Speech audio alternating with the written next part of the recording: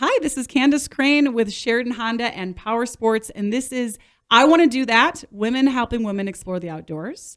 This episode is brought to you by Can-Am, and today we are talking about dirt bike riding, and my guest is Cait. We just met this morning. Mm-hmm. Thank you so much for coming. Of course. I got connected with you through the Devilstone Run, which is a incredibly exciting motorcycle ride that goes from Devil's Tower to Yellowstone, and it's taking place this weekend right here. It's coming through Sheridan, and Sheridan Power Sports is one of the sponsors.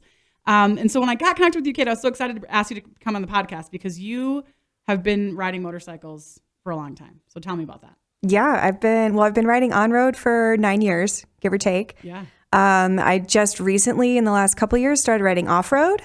And that's been an experience, definitely, because I do mainly on my street bike, I do cross country touring. So it's a lot of long days and distance, and I really love that. But off-road is a lot different from that. You still need endurance, but it's like very short days, a little bit more technical, and you're really putting your body through it while you're out riding all day. So it was interesting for me to kind of like try to learn a new discipline. Yeah, making that switch. While it was still within something that I really love and care about so much. Okay, so we're talking about dirt bike riding today. Yes. But I do want to explore just a little bit your experience on the road, because I love meeting female riders. I am not one myself, although I aspire to be. I want to do that, which is part of the reason why we're talking today. Of course. So tell me a bit more about your on-road riding experience and like how you got involved and just why you like riding two wheels in general. Yeah, I actually didn't grow up with motorcycles. I grew up snowmobiling because I grew up outside of Chicago. Oh, interesting. And so power sports were cool. I knew what power sports were. I knew what a throttle did. But I didn't know anyone who rode motorcycles. And I remember having this like moment one summer when I was still back in Chicago, and I was like, you know what? I need to just go try something. And I actually bought a Honda moped. Nice. Like a vintage one. I have a Metropolitan that I ride to and from work, and it is my favorite thing that I own. Yeah. It's so fun. But it gave me that feeling of, okay, two wheels and balancing and going and stopping and all these things. There was no clutch, but I was like, I just want to make sure that I'm really, really into it before I go and find a motorcycle. Shortly after that, I moved to California, and that is really what, I didn't know it yet, but that really is what kind of kicked off motorcycles as kind of a lifestyle for me. So it took a little bit to kind of get settled there, but I bought a vintage Kawasaki that was like, 40 years older than me, and learned how to ride, learned how to shift I was going to say, by myself. You had never experienced a clutch. Had you driven a manual transmission in a car before? Yes, but not well. Okay. And had you, were you an avid biker or mountain biker? I mean, no. So you literally were just like, I like power sports. There's something about two wheels. I really like this little moped that I'm on. Yes. And I want to upgrade. And were there people around you in California that were? No. Okay. And so it was just, spontaneous. This is what I think I want to do. And I read a lot of things. And I was, when I bought that first bike, I fixed it. So I learned about how these things work. And I just went out and practiced. And I kind of knew that all it took was just practicing a little bit every once in a while. And eventually I would get more comfortable and I could leave the neighborhood, Sure. And then eventually I'd get more comfortable, and then I could go to work and back, and it would be reliable. And to get in this routine of okay, put my gear on, put the helmet on, start up the bike, let it warm up, go, come back. All of those things are just now they're like habits that have been formed for a long time. So I do them without thinking. But back then it was like a conscious decision. Okay, time to put my helmet on. I did not like wearing a helmet. Same. It was not comfortable. I was so claustrophobic. So I had to kind of get creative and work around it. So even thinking about how you're going to do your hair that morning. For sure. When I ride my scooter to work, I'm thinking about, okay, I can't do my hair a particular way. I can't put my ponytail on top of my head because my helmet's not going to fit. So I got to wear my ponytail on the back of my head, which really isn't super, super comfortable. So really what I need to do is put the braid in. Yeah. Because then I can get the helmet on and off and not feel like my hair is all messed up and be comfortable while I'm riding. Yes. That was a huge concern of mine because I'm a hairdresser. Oh, okay. I didn't know that. Wow. Okay. So I'd show up and typically would bring clothes to change into. So I would, ride to work in the salon in boots and gear and all this stuff and riding pants.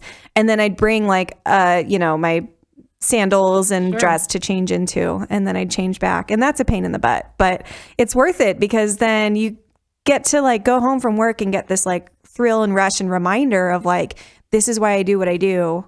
And my ride home from work was like a long PCH, and I was just like, oh man, I'm here, I'm it, it's so incredible. Well, you must have obviously not only figured it out, but really thrived with it, because then that led you to doing reviews for a product. And tell me a little bit more about how you got involved in the motorcycle community, especially as a woman. Yeah. So really it was maybe 7 or 8 years ago. I was kind of looking for gear, as you do as a woman. You're looking for pants, you want a jacket that looks cool, that isn't $1 million. And I just kind of like maybe did some research about just women's brands where it's run by women, designed by women. And there were a couple, but they were never in the same space. Okay. So I had this idea to put together an event that was only women's motorcycle brands, or from the big brands, have them only bring the women's line. I love that. And it was a hit. We literally like toured the country with it for a couple summers, and that was incredible.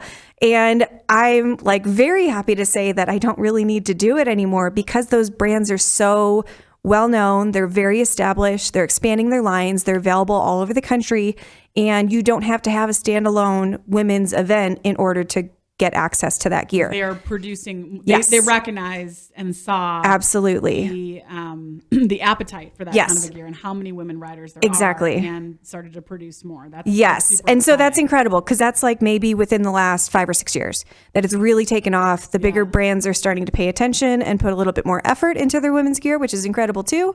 Like a little too late, because they've existed for a very long time. Sure. But you know what? We'll take it. Yeah, absolutely. I'm okay with that. I'm really proud of them. You should be. And they should be as well. Yeah. Yes, but so that's how I kind of started in and around the industry, was working these events, and I would brand rep at trade shows, and I would just get to know all of these people and communities inside of that, because especially with the women's moto gear community, all of those women have put their life savings and blood, sweat, and tears into every single stitch that goes out of their brand, right? Oh.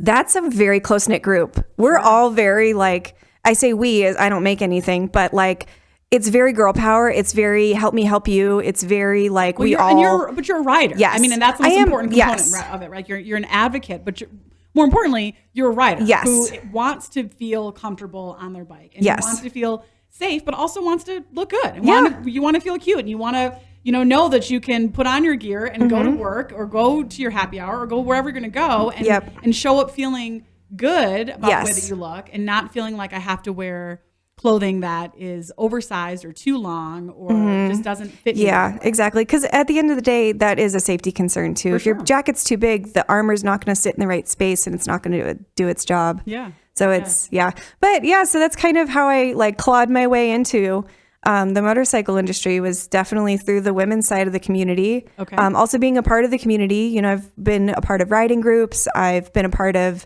just community meetups that aren't just women only. And I feel like there's a huge difference between people who love to show that they're part of the community and people who actually show up for it. Yeah, absolutely. And some of that is not just going to every single event, but some of it's like really, you connect with other riders while you're riding. Yeah. You go across the country, and I have friends all over the country now that I've met because I go there. Yeah. And I'm like, hey, show me your favorite road. And they're like, oh my gosh, this is amazing. And then I'm like, cool, I'll see you next year. And then I keep moving, and being able to kind of see how wide the network is and how strong the community is from that perspective, that makes a huge difference. Well, with that being said, I want to thank you for pulling me in, because I now am going to be doing a portion of the ride this weekend. Mm-hmm. I'm not a rider myself, but my boyfriend is. So I'm going to be going out with him, and it's a step in the right direction for me. Absolutely. I definitely want to. I've got my motorcycle license in sight. I want to, work towards that. I see myself owning a bike in the near future, and it's women like you that help me to think, gosh, I can do this. Right? Yeah. Like you grew up in the Midwest. I grew up in the Midwest. You didn't have access to necessarily some of these things. So that's super exciting. So you built this network within the road community, and you became kind of a subject matter expert in an area of that community. Right. And then you decided a couple of years ago, I want to move from road to dirt. Yes. And what was that? What was that about? Well, for the longest time, because I had tried riding off road, and it was like a failure. It was not easy for me. It was not intuitive for me. I struggled. I didn't have the right bike. I didn't have the right gear. At one point I didn't have the right teacher, and it was just, okay, nothing's working out for me.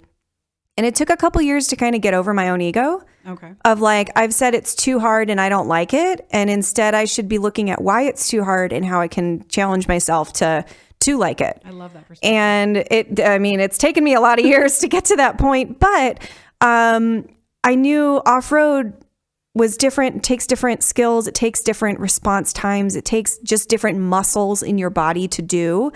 So I thought it was just like this combination of, how can I practice that? What bike can I get that I can go out by myself? And that's just calling back to when I was learning how to ride a street bike by myself. Mm-hmm. What's something that's accessible for me? So I feel comfortable just going to, the local trail and maybe riding up and down. Nothing too crazy, but maybe next time I can try and go around the corners a little faster. And then you're just kind of racing yourself at that point. So what was it about the dirt that was calling you versus just saying, you know what, I've made a name for myself and I've got this network on the road and I feel comfortable on the road and I'm proud of the accomplishments. Like, what was it about the dirt that was just calling you in? It's because I've gone cross country on the streets so much. Oh, okay. I want to go cross country on the dirt. Nice. Okay, so I will say that when I think about that type of an adventure, that gets me super excited. I'm not there, but I'm not there either. Strive for that for sure. But I'm a lot closer than I was 2 years ago when I started dirt. I'm very close to it now. Good for you. It's just taken some time to like really be patient with myself and get used to one bike where I really can feel very comfortable on it. I have a TW 200, which is like TW should stand for training wheels. It's so easy. It's definitely like approachable. It's very much a beginner bike. People use them as farm bikes, Sure. Anyone can hop on and everything's forgiving about it. The clutch, the throttle, all of it. And so the first month or two I had it, I went on like a couple trail rides. I took one class, a Jimmy Lewis class, which if anyone knows who that is, that's the class to take if you're starting out. And then signed up for an off-road race. Wow. Not really knowing. You just jumped right in. Okay. Thinking, it's, a lap's 25 miles. If I can do one lap, then that's fine. I just want to be able to prove that anyone can do it. Also, friends of mine, namely Brady and Brett, and a couple of the other Go Fast friends that, Go Fast on Die, a company founded here in Sheridan, Wyoming. We're very proud of. Yes. They were doing it on all sorts of things. Brett did it on a Vespa. Oh. Yeah. And like killed it. Wow. It was great. So I was like, okay, if I can beat the Coleman pull starts in the Misfit class, then but it was a little bit of like, I was putting myself out there in a way where I would have to challenge myself a little bit, but I still had people looking at me and saying, dang, I won't even line up and I know how to dirt bike. Yeah. And I could do those 100 miles in all 4 laps, but you're doing it on a TW? Oh my God. And I'm like, yes, exactly. Oh my God, I'm so excited. Yeah. So that was kind of if I'm going to do it, I'll just do it. But in between that first year of that, kind of fumbling my way through it, and now I've put in way more time. I've put in a lot more just effort of learning the bike, effort of getting myself in shape. Sure. Like, because off-road riding is really hard on your body. You really got to make sure your endurance is up and you can pick up your bike 12 times. Much more active. Yes, riding. Absolutely. I mean, it is one of the most active things you can do for now. But so it's definitely, it took some time and some very deliberate, I just have to go out and ride 3 days in a row. Because on the first day, you're excited. The second day, you're tired, but you can do it. The third day, you're exhausted and your body wants to shut down. Yep. But that's you building up that muscle memory. Yeah. Of here's what to look for. And especially which I don't really have aspirations to race. It's fun. And I don't get that panic at the starting line, which is probably an issue. But I mean, I still want to be able to go ride for 3 or 4 days. And especially if I'm going to be doing off-road cross country, like the BDRs, which is backcountry discovery route. I've just begun They're incredible. To learn about these. Yeah. Yes, where it's so you can get from one point to another, but you're doing it all off-road. Or like the majority. Sometimes you have connector roads. Sure. Sometimes you have to get to a gas station. But it's not like, so there's different ways to dirt bike. And I know in town here we have a course called 3 Poles that you can go and take. Like when I get my bike, that's the first place I'm going to be going because They're really nice trails. You know, they're designed for people to kind of be learning and perfecting their skill. And it's accessible here, you know, right in town. And it sounds like you did some of that in your town as well when you were learning. But then you can also go, like here in Wyoming, you could go up the mountain and literally, you know, take your dirt bike onto the mountain. Or you're saying this other option is to go on these courses or races routes, I should say, where you're going from point A to point B, but you're doing it off-road instead of doing it on the road, or a combination of both. Yes. Yeah. And those are like, some of them are, it's like a Mod Podge of things. You know, you start and it's like a graded farm road type of thing, or just like a fire trail. Yeah. And then you climb a pass, and then you come down the other side, and then it's like 2-track. And it's so different. And there's a lot of them now. There's like one in each state, and then they have some alternate like options off of those routes. So each one has a different flavor. You know, the Northeast one I've heard is incredible. I keep hearing about the Idaho one. Yeah. I just saw a whole squad of, I think they were like Honda Trail 90s or Trail 70s or something like that, did the Idaho BDR. Oh, wow. So that's a moped. That's a scooter. Wow. Load it up. Wow. Absolutely load it up with like everything. Yeah, we have those trails. They're so cute. Yeah, they are really cute. But if they could do the BDR, albeit very slowly and with lots of baggage, anyone can. Well, they do look way more off-roadish, I will say, than my Honda Metropolitan scooter. Yes. So, okay. Yeah, but that's it's true. Still the vintage ones could definitely handle but some. It's still not, when you see it, it's not. I think it's like a. Yeah, it's not even 100 cc's, I don't think. Oh, yeah, no. I think my old one was like a 50. Yeah, my current one's 50. So let's talk about, for women that are looking to purchase their first dirt bike. And I know I see a lot of this in our store at Sheridan Power Sports. What do they need to know? I know that it's important to have the weight to engine ratio, meaning your weight to the ratio, or to compare it to the engine size of the bike that you want to buy. Yeah. Plus, it's important to make sure that the balls of your feet can touch the ground when you debatable. Okay, debatable. So tell me what do you look for when you're purchasing a bike, or what would you recommend somebody who's new in dirt biking to look for when they're purchasing their first bike? The things that I kind of went through was, you know, because I had a lot of friends in my ear telling me to get a regular full-size dirt bike and then lower it, which is a pretty big investment. So we're talking like 450 cc? Oh, no. 250? Like 250, but regular seat height. Seat height, I think, is the biggest difference. And why I got my TW, I could fit both of my feet on the ground with the TW, especially in dirt boots. But it was that like easeability and like accessibility of, I don't have to pick or choose what side I'm stopping on. I can just put a foot down anywhere, absolutely anywhere. And I know the ground will be right there, and I don't have to lean the bike over to get a flat foot. That is what is important. Based on your height, that's going to mean different bikes for you. If you're taller and you have a longer inseam, you can go for a 250 dirt bike. Right out of the gate. Okay. Because you can put your foot flat on the ground at some point without really having to think about it. But for more petite women like us, for who more have a petite little bit shorter legs, there are, and there's like a solid handful of bikes from a solid bunch of, brands that afford, you can do that. You can, especially on the TW, although I don't know that I would recommend that even to myself to do the same thing over again, because I got a little too comfortable with just how like wide the tires are, and it'll chug up anything. And I didn't really have to pick lines because I was just rolling over it with the big fat tires anyway.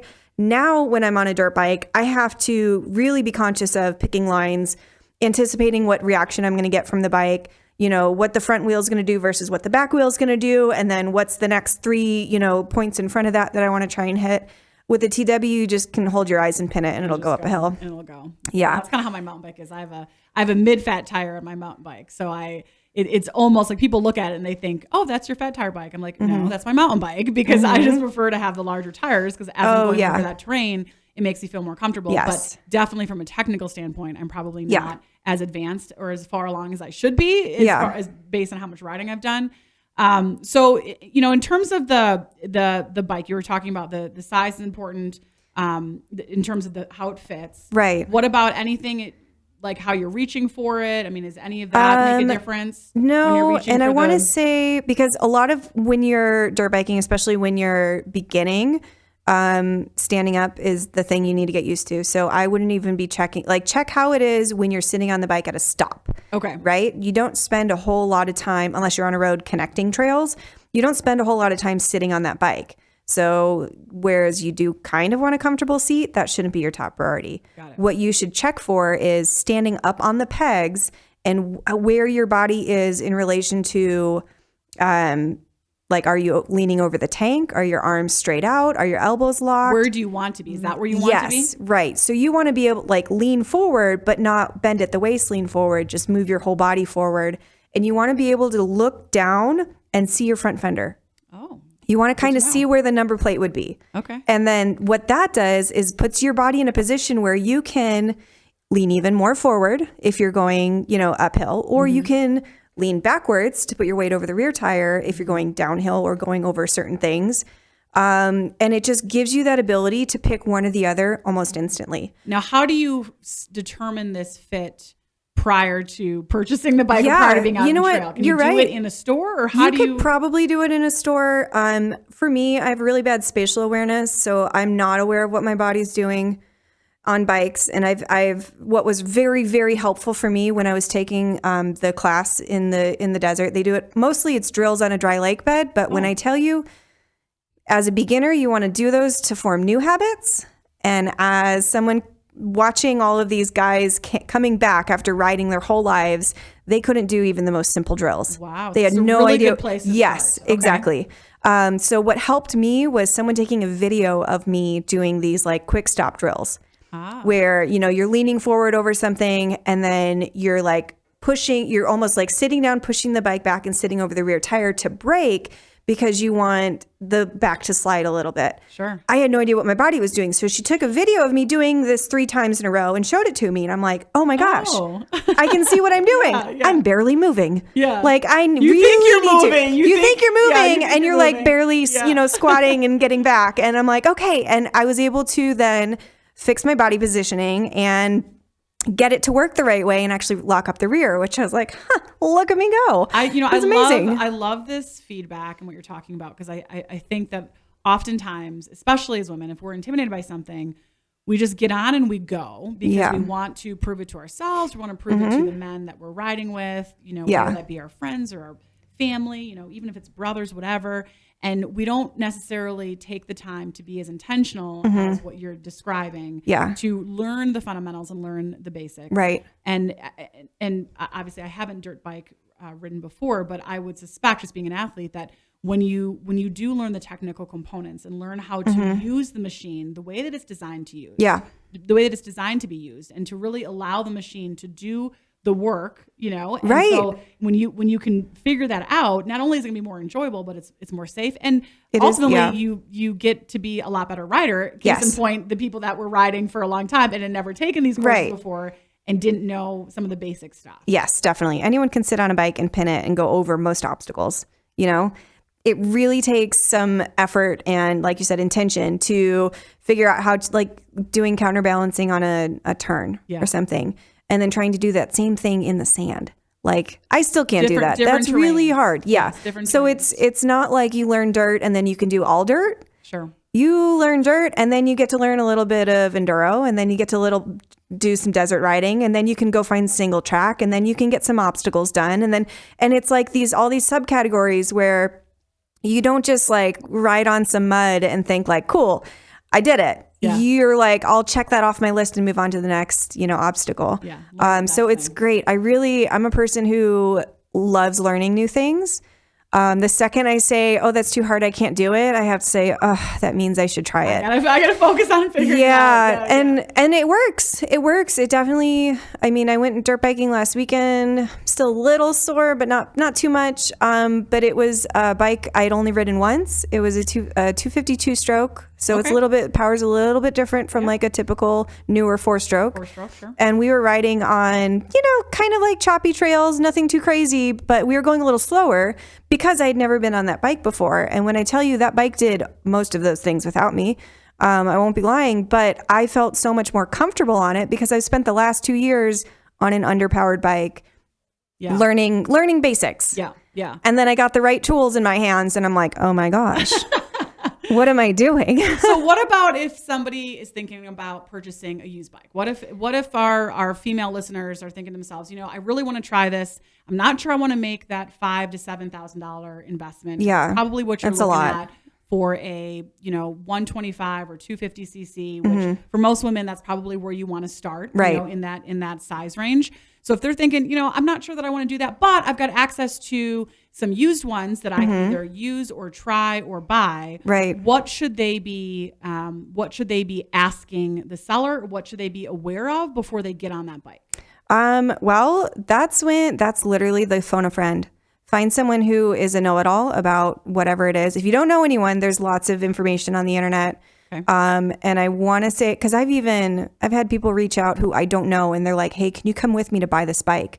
This is my first bike. I don't know what to ask." And I literally rode up to Pasadena from from Orange County, and stood there and asked all of the questions for this girl. And for example, how have you ridden it? Okay, maintenance. Sure. Maintenance. How is right. the current owner, or exactly, soon to be previous owner, how have they maintained specifically oil, tires? Absolutely. And you can tell, unless they went through it with a toothbrush, you can tell when something's kind of been used and abused but used, dirt bikes are going to look a little rough no matter what.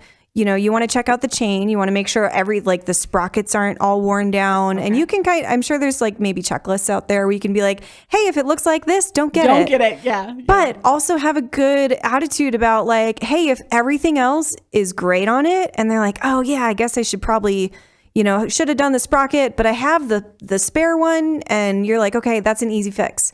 That's something that I can do myself, or that's a low hour thing I can have a shop do. So you kind of want to have a good idea about that. Things like plastics, you can replace those. Yeah.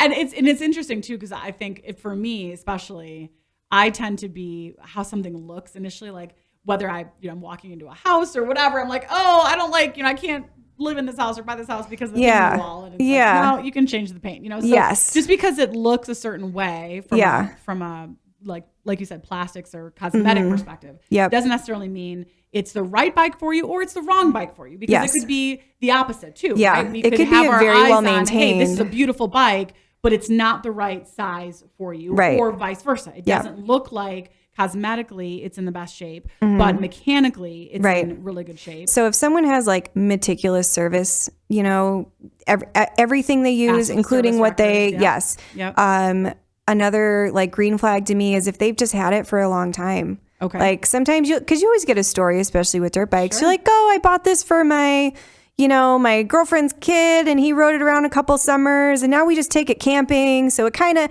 everyone gets on it, but it's never been raced or it's never been thrown down a mountain, or sometimes you can tell. And then other times you're just I have friends who will pick up bikes for nothing on Craigslist and do the bare minimum and flip them. And I'm like, I would never ride one of your bikes. Yeah, I would never trust that. But it doesn't take too long too. And I feel like if people are open about the back history, they'll tell you just about anything. Basically just open up. How have you used it? How have you recreated Ask questions. Did you race? How hard of a riding did you do? Yep. And it's not because they necessarily did anything wrong, but you just want to know what you're getting yourself into to decide, is this the right bike for me? Because if you're stepping up to something larger, and maybe it was a race bike, that potentially could be the right bike for you if they've got the maintenance records. Right. But if you've never ridden a bike before and you don't they've know, ridden the bike hard and they have no maintenance records because maybe they've done everything themselves or they didn't do anything at all, that chances are you're going to have a lot more risk with that bike. You could always, being a general manager of a dealership, you can always bring the bike into your local power sports dealer as well. And that's something that I've suggested for other people who are like, hey, I'm between these bikes. And I'm like, cool, see if the seller will meet you at a dealership, meet you at a shop. I love that idea. Find the local, off-road shop and be like, meet me here. Yeah. If they won't do that, that's a red flag. Yeah. If they're like, I'll load it up and, you can have one of the text look over things. Perfect. That's then perfect. You know that you can trust it. Yes. Definitely. And I will say, as someone who came from vintage bikes with a kickstart, I know it's really, really appealing to get a cheap bike with a kickstart, but please, if you're a new rider, just get one with the electric start. Makes a lot of sense. So much, it's less things to mess with. It's instant. If you stall a bike, which you do, I still do all the time, you just turn it right on. You don't have to look around, make sure you have a flat space to put your foot down and then kickstart. kickstarting on a trail in the middle of an obstacle is not fun. It's another thing to get frustrated with. Yes. Another thing to have to learn. So if you're, if you have a checklist, you're like looking for something, like you said, between 125, maybe 225, maybe 250, depending on the size. Yeah. There's a lot of bikes in that range. There's a lot of older bikes in that range. There's a lot of electric start bikes in that range. And I feel like all of those are pretty accessible. You can find them just about at like end of the summer. You'll start to see them pop up. Yeah. And there's going to be more electric bikes, like totally electric bikes coming as well. I know we've got an electric 50cc, and Can-Am's got an electric road bike, adventure bike coming down the pipeline that's available in 2024. So another thing to consider. But let's talk about gear, my favorite thing. Okay, what is the gear that you cannot live without? What's the gear that you have to have, and what's the ones that you can't live without? The gear that I wear every single time without fail is probably, it's like my pads and stuff underneath. It's all Liat. Okay. And I want to say they're one of the few companies that make like fully protective gear, including braces and all that, but women's sized. And what was the name of the company again? Liat, Leatt. Leatt. Liat. Okay, good to know. They also make mountain bike stuff. Some of it's like hybrid stuff. I found stuff that works really great for me because I'm pretty small. Typically I fit in kids gear, but that's not as protective. Sure. So I have like a chest protector that's a kid's extra large. Okay. That I've altered a little bit. I've made it a little bit bigger in the arms. Yep. But that goes on under every single thing, like every ride. All your basic pads, base layers, your pads, and then. What about, is there like a particular, do you like a particular kind of glove or kind of helmet or kind of boot? Let me see. I've gone between two different boots. One's more of an adventure style boot because that's where I thought I would go, and that's probably where I'm going to go eventually, but not yet. And I just switched over to like an Alpine Stars Tech 7. Okay. Again, in the kid size. Is it so what's the difference between how they're designed? One is like a full leather boot that looks like an adventure boot. So it's not hard plastic protection. It's not like the sole is a little bit more like a typical fashion boot. Sure. I mean, it's made of the right things. It's got the right protection in it. It's just a little bit, it's not made for like throwing a dirt bike around. I see. Yeah. Okay. It's pretty stiff, that kind of thing. Whereas the Alpine Stars, once you break into them, like break them in just the tiniest bit, because they don't really need a lot. Yeah. They're super comfortable, but if the bike lands on your foot or your leg, you're fully protected. So that is something that's going to happen. The bike is going to fall. You're going to fall. You're going to fall. So it's important, first of all, to be able to get that bike back up. Yes, I know that. Definitely. Right? That we need to be able to, as women especially, know that whatever bike we're buying or we're riding, that we can pick it up because chances are it's going to be on the ground. Yeah, no, not every single time it'll be on the ground. It's going to be on the ground. Beginning. Okay. Yeah, there were rides where I was falling over every 10 feet because it was sand. But I mean, if you can knock it over 10 times and pick it up 11, you're still riding. That's great. Right? That's and that's where the, being a little bit more fit helps, because then you're not winding yourself, and the more times you pick it up, the more tired you are and the worse you ride. But at this point, I mean, I don't knock my TW over. I did knock over my friend's 250, but I mean, I was able to pick it up, and I surprised myself with how I was able to pick it up. It was upside down, literally upside down in a rut. And I was like, nope, got this, picked it up. And I was like, dang, this is great. That's such a good feeling. Yeah, that's such absolutely. A good feeling. But it helps to, when you're wearing that gear, you just bounce off the ground.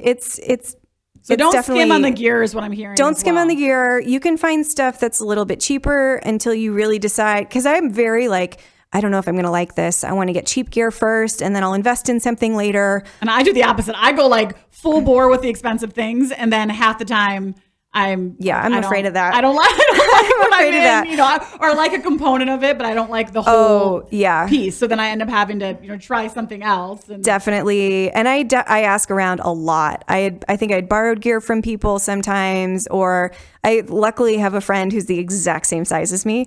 So when we go riding all over the country, I can be like, hey, I'll bring my helmet, but can I borrow your spare set of boots? Always helps to know and we're the someone same like exact that. size, and it's great. But the thing is, she's a much better rider than me, and it was her 250 I was borrowing. And so anytime I say, oh, I can't fit on that, she looks at me and she's like, I can fit on it. I know you can. And she has a Ducati Desert X that she rides off-road. And that's a very tall, very big bike. And so she's like, if I can do it. And I was like, I've seen you fall over on that. I don't think I can. I don't want to break a leg. I mean, there is a component of like, do I want to? I might physically be able to, but do I actually want to do? And that's a good point, because I'm a very conservative rider when it comes to that. Someone will be like, oh, I've got this here. Why don't you just give it a shot? And I'm just like, I don't know if that's for me right now. Maybe in a little bit when I get some more skills under my belt. And that's how I, had reacted to my friend offering her dirt bike. Finally, I rode it this year, and I think I had gone to like go get it, and the kickstand was up, and I tried to get on, couldn't get on, and I walked over and I'm like, hey, I can't fit. And she's like, no, come back. Take the kickstand off because it changes the suspension in the back. Whoops. I didn't know that. Took the kickstand down up. And then got on it, and lo and behold, my feet could touch the ground. Not both at the same time, but one on one side enough to like get going. And I'm like, well, dang. There you go. There you go. That's all it took. That's all it took. And now I'm just like, okay, I think I can get a 250. And hers has a low seat, but the only thing that's different between that 250 full size stock is the correct suspension. So her suspension's softer, and it's sprung for her weight. Typically dirt bikes are sprung for giant, dudes. Yeah. And if you're not 6 foot, 220, that suspension won't do anything with a 5'3", 130-pound woman on it. Africa Twins. So we sell Africa Twins through Honda, and it is a massive, massive, massive bike. It's a really cool adventure bike. And I was observing it in the showroom. I mean, there's like, it's half the size of me. Like I couldn't even climb on it. And then I watched a man who wasn't that much taller than me, but weighed a lot more. And it just sunk right down to be able to fit him. And I had no idea, it kind of got me thinking like, gosh, I'm not saying that I would ever jump to the Africa Twin right now, but I know that there are women that ride it, and there are women that ride it that aren't necessarily that much bigger than I am. Yep. So it can be done. But, yes. Working towards that and knowing what you're ready for. Absolutely. And, yeah. Being honest with yourself, I think, is the biggest hurdle. Agree. Of, yes, so there's a difference between I can't do this and I'm not willing to try. Totally. Because sometimes I'm willing to try, and I tried 3 or 4 times and I'm like, listen, I'm not there yet. Yeah. But at least I, gave it a shot. Yeah. And I think that makes a big difference. But yeah, you're right. There are some things that you just really can't work around, and you have to start making equipment changes, like suspension or seats. Yeah. So let's talk about, kind of in closing, for women like myself who are on the cusp, hear all about your adventures and getting dirty in the dirt, and especially the idea of being able to travel from one point to another. For me personally, that is super exciting. Obviously, I don't own a dirt bike. I haven't gone on a dirt bike. What advice do you have for those of us that are at that point where we want to do this, but aren't sure how to get started? I mean, the MSF class. Okay, MSF class. So taking a class, and that's the basic class. They assume you know zero. You know the basic shape of a motorcycle. You know it has 2 tires. You know there's some sort of clutch thing. Which is basically where I'm at, and I am a general manager of a power sports. And that's okay, and that's where I started at a certain point, except I came in thinking I knew what a motorcycle was, and I was surprised to learn so much more about it. Because I took the class a couple years after I'd started riding. Turns out I was doing things so wrong and had no idea what I was doing in things like turns. And I came out of that class a much better rider because I was willing to learn, right? So take the MSF class. Some of them, depending on where you are in the country, they actually use dual sport bikes. Oh, nice. You already have in your hands, and at that first couple turns around a parking lot, that entry level dual sport. You could go on road or off road depending on whatever you're feeling for the day. So you already know what it's like. You have that like little bit of like recognition of like, cool, I know I can fit on this. I know what it's like to start and stop. I know what it's like at maybe, second or third gear. All you have to do is just go get your own, and then go practice. Okay. And yeah, MSF's a great place to start. If you're at the point where you're like, cool, I've got a bike, I've got some gear, I'm really struggling, a class would be great. You can find women run classes. You can find all sorts of off-road classes kind of scattered throughout the country. Personally, I love going to like women-centric off-road events. There's some on the East Coast. There's some on the West Coast. There's a smattering in between that are kind of like location specific. I feel like there's one, or maybe there's a couple people like around Chicagoland area that also do off-road training that are like women only.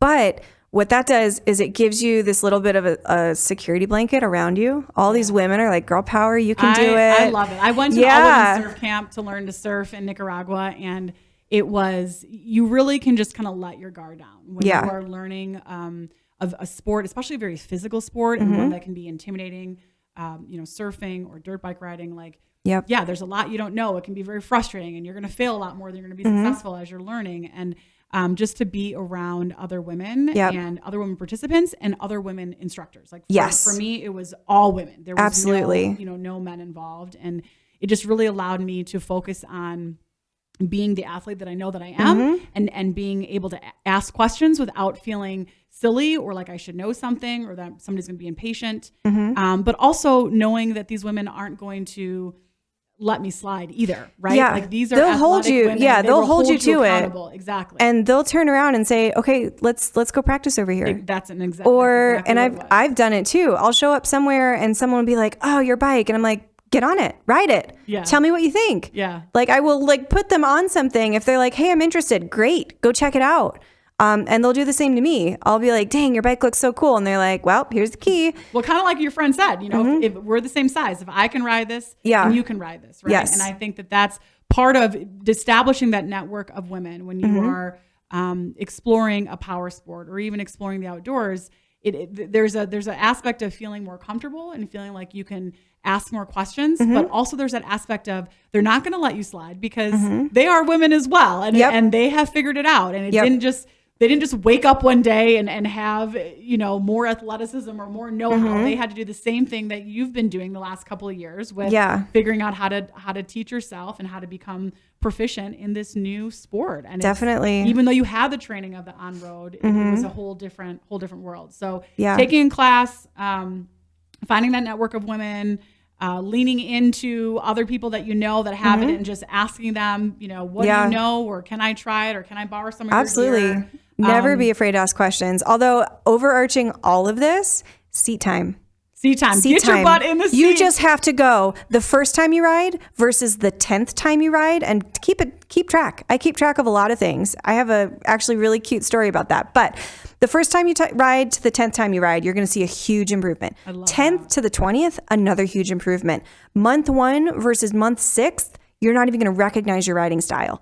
It's going to progress at such a fast rate if you keep up. And that's not riding every day. That's every weekend for 3 hours. Go out and find a trail, go out and try and do the same trail, but maybe go around the corner a little faster, go find a dirt lot and practice stopping. Or go with your kids. Honestly, I see so many families coming in that are buying the 50 cc's or they're buying, the 110s, the step up, or, they've got their kids there and everybody's excited. And I've met a lot of women customers who got into it because their family was into it. And maybe if your family's into it and you're on the fence, like you said, get in the seat and just ride and just get that time. Right. You buy your 7-year-old a bike, get on that bike. Yeah, for sure. Figure out what they're doing. The 50s are so fun. I love cruising around on the 50s. They're so much honestly, fun. That I think that literally is what got me motivated about being able to dirt bike one day, as silly as that sounds, is getting on the 50s and just zooming around the store or zooming around the parking lot and learning. I grew up driving a manual transmission, so I understand the concept of a clutch,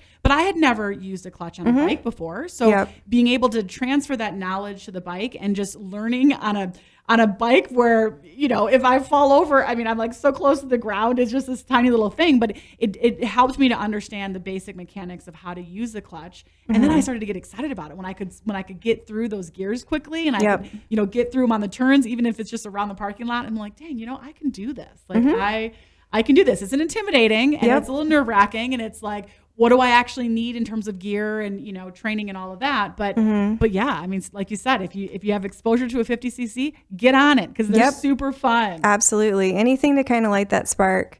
Yeah. And then you'll find yourself thinking about it a little bit more and you're like, oh my gosh, I've got a whole Saturday morning free. And you go ride and you get done. You have this like glow and you're like, heck yeah. Like I'm on my way. You're already on your way. Well, it's so good. I love that so much. Cait, how can people find you, follow you? I'm usually on Instagram the most. My Instagram is Cait Made That, and it's Cait with a C. I'm sure I'll post about this and I'll tag it. I've been following you on Instagram and following your adventures, and I love that you are so honest and authentic. about your life and your riding. And I love that you give very honest reviews about the gear and the machines that you have exposure to. And I appreciate Woman to Woman that you are contributing to the power sports community. Absolutely. And that you agreed to take time out of this crazy busy schedule as you're organizing this event. And for people that don't know about it, again, the Devilstone Run, super fun. Mm-hmm. I'm looking forward to participating in it. And if you missed it this year, sign up next year. It's every, I think, Labor Day weekend. Yes, it is. Every Labor Day weekend. And it looks to be a lot of fun. So I'm super excited about it. I'm so glad you could have any chance I get to talk about motorcycles. Yeah. Because I mean, everyone gets to the community or the industry in different ways. Different ways, that's right. Different paths, but we're all working towards the same goal. And it's just to go out and have a blast on a bike, no matter what style, shape, size, doesn't matter. Well, I look forward to doing that with you this weekend as a passenger, but soon we can be doing it together off-road as two different riders. Heck yeah. Off-road. Sounds great. Thank you so much. And again, thank you again to our sponsor, Can-Am, for bringing this podcast. And thank you again to Cait. Thank you.